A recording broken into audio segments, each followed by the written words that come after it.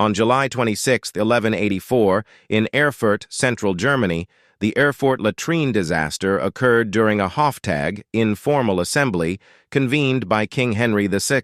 Held at the Petersberg Citadel.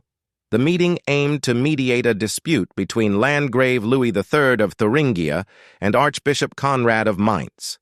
Nobles from across the Holy Roman Empire attended.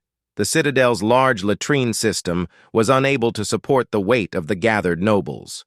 Suddenly, the wooden floor collapsed, sending the attendees plunging into the cesspit below.